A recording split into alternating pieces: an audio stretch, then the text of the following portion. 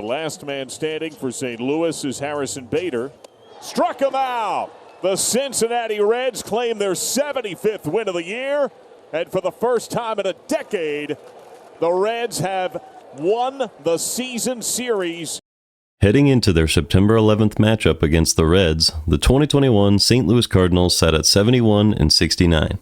They were contending for the second wildcard spot amongst a group of teams that included the Padres, Reds, Phillies, and Mets. What would happen next shocked the baseball world, as the Cardinals would go head-to-head with most of the other contenders directly over the next 2.5 weeks. The Cardinals would start off by taking the final 2 games against the Reds. Arenado hits it out to deep left. How about number 30? You bet! Taking 3 games in New York against the Mets. And Alonso hits it out to deep right. Nootbaar back. And has it! Lars Nootbaar with the catch. And he robs Alonso. And completing a 3-game sweep of the Padres back in St. Louis. 2.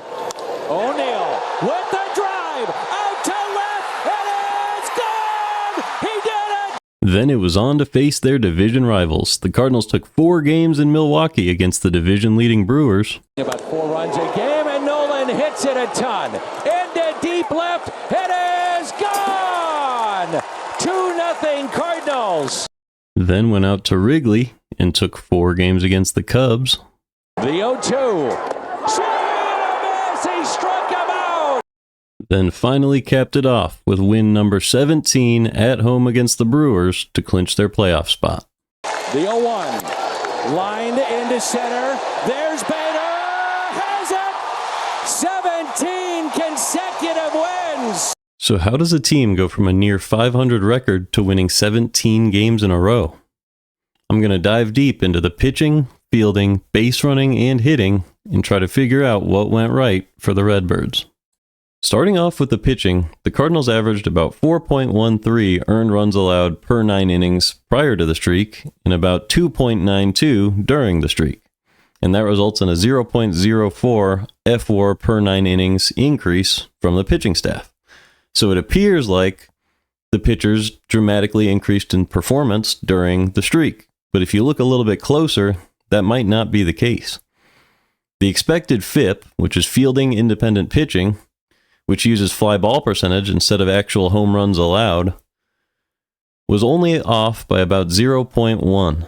And the BABIP, which is batting average on balls in play, was 20 points lower during the streak. So that suggests that outside factors such as fielding had a much bigger impact than the actual pitchers themselves.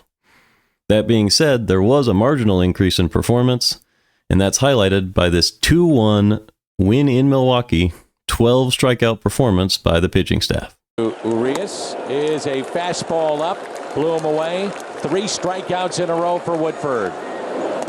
And a strikeout for Jake Woodford. So Jake has struck out 4 of the last 5 that he's faced. And he got him. It's a strikeout. And went with the breaking ball. 5 tonight for Woodford. 2. He got him. A strikeout for Gallegos. Taking a look at the Cardinals' fielding, here's a chart that shows the season totals for outs above average for the primary position players on the left and their totals in September on the right. As you can see, Dylan Carlson produced 5 more outs above average in September than he had over the course of the season. Goldschmidt accumulated 3 of his 7. Arenado accumulated 5 of his 10. Bader accumulated 4 of his 14. And O'Neill accumulated 1 of his 4.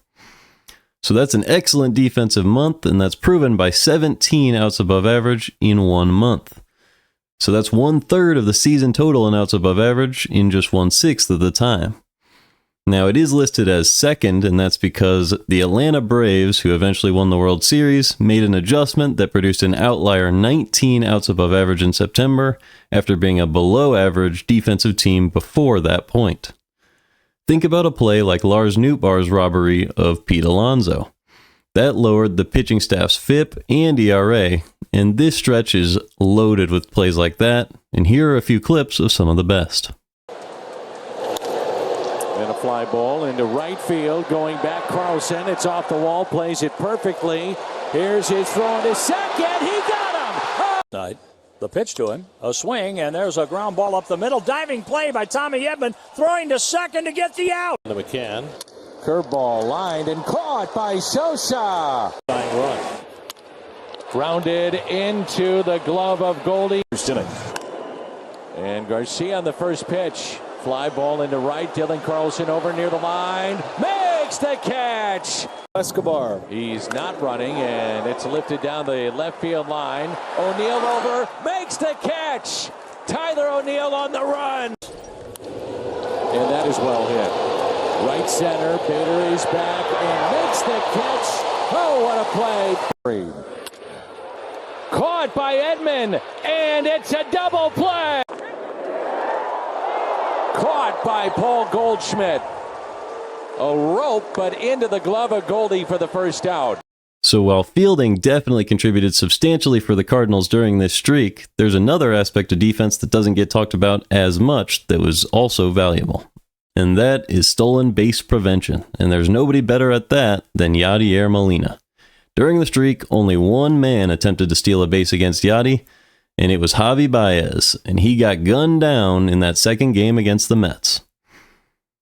The Cardinals, on the other hand, attempted 12 stolen bases during the streak and succeeded in stealing all 12.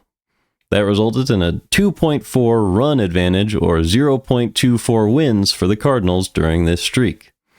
Over the course of his career, the Cardinals have allowed 424 fewer stolen bases than any other team, which is equivalent to 84.8 runs or 8.48 wins that Yadi does not get credit for in WAR calculations. Because how can you account for teams not wanting to attempt to steal bases? So keep that in mind, Hall of Fame voters, once Yadi hits the ballot. He has stolen 6 straight bases without being caught. He has 25 on the year. Runner goes, that's Edman, and a stolen base for Tommy Edman, number 26. Alert in the third baseman. From his knees. Oh, he got him! What a throw! Yadier Molina from his knees. Pitching, fielding, and base running all took a step forward during the streak, but they still account for less than half of the increase in wins. And if we look at the middle infield, Edman and Sosa underperformed their season averages by 30 WRC plus during the streak. So where did all these extra wins come from? Well, the answer lies in the rest of the lineup. 2-2. O'Neill cranks it out to deep left. Oh, my!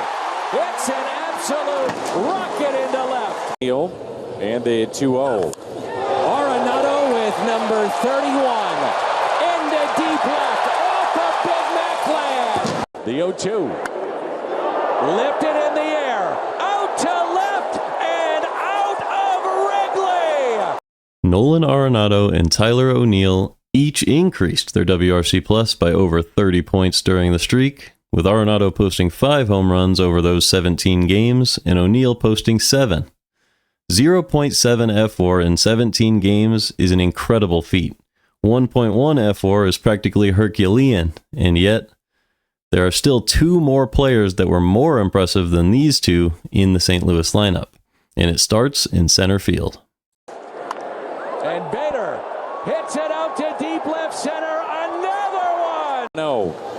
Bader base hit down into the corner. 2 runs will score. Harrison off to the races.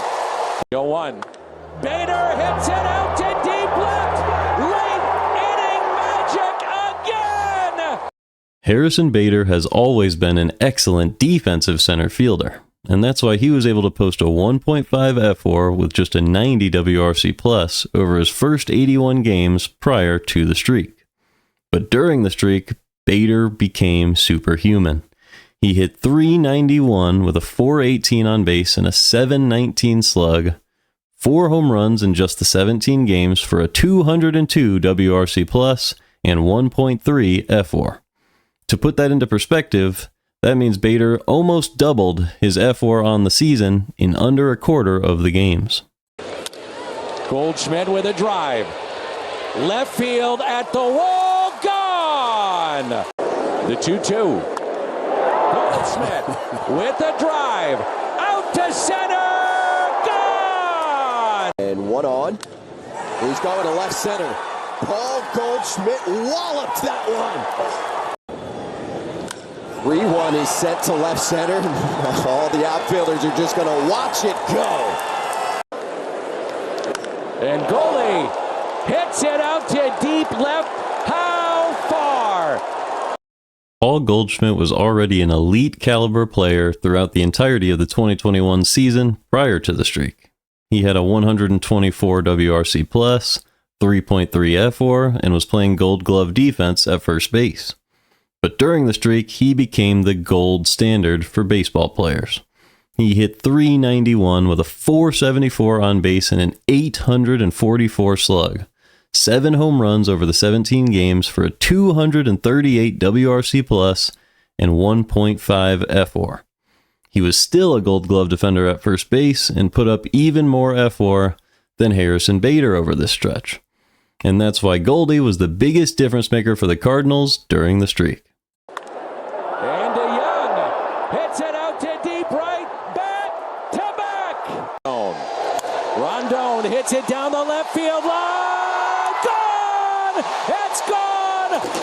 As a whole, despite striking out more and walking less during the streak, the Cardinals were able to produce more base runners by hitting the ball where the defense wasn't, and that's shown by the .333 BABIP.